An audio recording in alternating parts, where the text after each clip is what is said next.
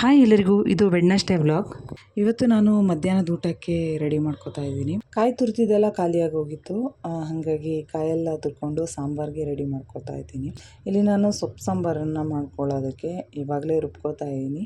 ಒಂದು ಮಿಕ್ಸಿ ಜಾರ್ಗೆ ಕಾಯಿ ತುರಿನ ಹಾಕ್ಕೊಂಡಿದ್ದೀನಿ, ಹಾಗೆ ಬ್ಯಾಡಗಿ ಮೆಣಸನ್ನು ಹಾಕ್ಕೊಂಡಿದ್ದೀನಿ, ಕೊತ್ತಂಬರಿನ ಬೀಜನ ಹಾಕ್ಕೊಂಡಿದ್ದೀನಿ, ಹಾಗೆ ಜೀರಿಗೆನ ಕೂಡ ಹಾಕ್ಕೊಂಡಿದ್ದೀನಿ, ಅರಿಶಿನ ಹಾಗೆ ಕಾಳು ಮೆಣಸನ್ನು ಹಾಕ್ಕೊಂಡು ನೀರು ಹಾಕ್ಕೊಂಡು ರುಬ್ಬಿಟ್ಕೊಂಡಿದ್ದೀನಿ. ಸಾಂಬಾರನ್ನು ಹೆಚ್ಕೊಳ್ಳೋದ್ರೊಳಗಡೆ ಅನ್ನ ಕೂಡ ಆಗಲಿ ಅಂತ ಅಂದ್ಬಿಟ್ಟು ಅನ್ನಕ್ಕೆ ಕೂಡ ಇಟ್ಕೊಂಡಿದ್ದೀನಿ. ತೊಗರಿಬೇಳೆನ ನೆನೆ ಹಾಕಿದ್ದೆ ಒಂದು 2 ಅವರ್ ಮುಂಚೆ.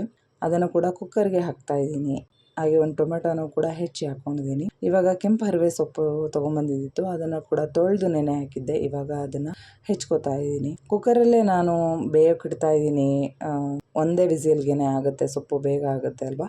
ಸೊ ಹಂಗಾಗಿ ಸ್ವಲ್ಪ ಉಪ್ಪು ಹಾಕ್ಬಿಟ್ಟು ಸ್ವಲ್ಪ ನೀರು ಹಾಕ್ಬಿಟ್ಟು ಒಂದು ವಿಸಿಲ್ ಮಾಡ್ತಾಯಿದ್ದೀನಿ. ನಾನಿಲ್ಲಿ ಸೊಪ್ಪು ಜೊತೆ ಟೊಮೆಟೊ ಮಾತ್ರ ಹಾಕ್ತಾಯಿದ್ದೀನಿ, ಬೇರೆ ಯಾವುದನ್ನು ಹಾಕ್ತಾಯಿಲ್ಲ. ಬೇಳೆ ಸ್ವಲ್ಪ ಜಾಸ್ತಿ ಹಾಕ್ತಾಯಿದ್ದೀನಿ, ಸ್ವಲ್ಪ ಟೇಸ್ಟ್ ತುಂಬ ಚೆನ್ನಾಗಿ ಬರುತ್ತೆ ಅಂತ ಅಂದ್ಬಿಟ್ಟು. ಕುಕ್ಕರ್ ವಿಸಿಲ್ ಆಗೋದ್ರೊಳಗಡೆ ಸ್ವಲ್ಪ ಪಾತ್ರೆ ಕೂಡ ಇತ್ತು, ಅದನ್ನು ಕೂಡ ತೊಳೆದು ಎಲ್ಲ ಕ್ಲೀನ್ ಮಾಡ್ಕೊತಾ ಇದ್ದೀನಿ. ಹಾಗೆ ಕುಕ್ಕರ್ ಕೂಡ ಕೂಲಾಗಿದೆ. ಇವಾಗ ಒಂದು ಪಾತ್ರೆಗೆ ಶಿಫ್ಟ್ ಮಾಡ್ಕೊತಾ ಇದ್ದೀನಿ. ಹಾಗೆ ಪಾತ್ರೆದಲ್ಲೇ ಕುದಿಸಿದ್ರೆ ಚೆನ್ನಾಗಿರುತ್ತೆ ಅಂತ ಅಂದ್ಬಿಟ್ಟು ಇದು ಮಸಾಲೆ ಅರ್ಧೇ ಇರೋದೆಲ್ಲ ಹಾಕ್ಬಿಟ್ಟು ಅದಕ್ಕೆ ಉಪ್ಪು ಸೇರಿಸ್ಬಿಟ್ಟು ಇವಾಗ ಕುದಿಯೋಕೆ ಇಡ್ತಾ ಇದ್ದೀನಿ. ಇಲ್ಲಿ ಸಾಂಬಾರು ಕೂಡ ರೆಡಿ ಆಯಿತು.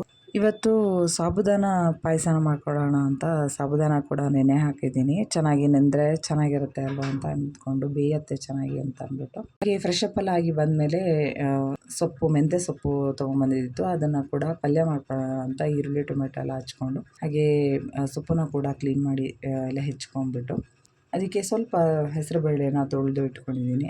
ಒಂದು ಬಾಣಲೆ ಇಟ್ಕೊಂಡಿದ್ದೀನಿ, ಅದಕ್ಕೆ ಸ್ವಲ್ಪ ಎಣ್ಣೆ ಹಾಕ್ಕೊಂಡಿದ್ದೀನಿ, ಈರುಳ್ಳಿ ಟೊಮೆಟೊ ಹಾಕಿ ಫ್ರೈ ಮಾಡಿದ್ದೀನಿ.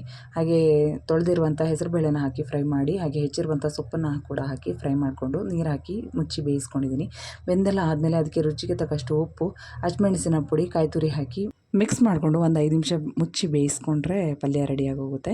ಇವಾಗ ಸಾಬುದಾನ ಪಾಯಸ ಮಾಡೋದಕ್ಕೆ ಒಂದು ಬಾಣಲೆ ಇಟ್ಕೊಂಡಿದ್ದೀನಿ, ಅದಕ್ಕೆ ತುಪ್ಪ ಹಾಕ್ಕೊಂಡು ಗೋಡಂಬಿ ದ್ರಾಕ್ಷಿನ ಹುರಿದು ತೆಗೆದಿಟ್ಕೊಂಡಿದ್ದೀನಿ. ಅದೇ ಬಾಣಲೆಗೆ ಸಾಬುದಾನನ ಹಾಕ್ಕೊಂಡು ಫ್ರೈ ಮಾಡ್ಕೊತಾ ಇದ್ದೀನಿ. ಫ್ರೈ ಮಾಡಿ ಆದಮೇಲೆ ಅದಕ್ಕೆ ಸ್ವಲ್ಪ ಬಿಸಿ ನೀರು ಹಾಕಿ ಬೇಯಿಸಿ ಆದಮೇಲೆ ಒಂದು ಲೋಟ ಹಾಲನ್ನು ಹಾಕ್ಕೊಂಡು ಕುದಿಸ್ಕೊಂಡು ಅದಕ್ಕೆ ಬೆಲ್ಲ ಹಾಕ್ಕೊಂಡಿದ್ದೀನಿ. ಹಾಗೆ ಹುರಿದಿರುವಂಥ ದ್ರಾಕ್ಷಿ ಗೋಡಂಬಿನ ಹಾಕ್ಕೊಂಡಿದ್ದೀನಿ.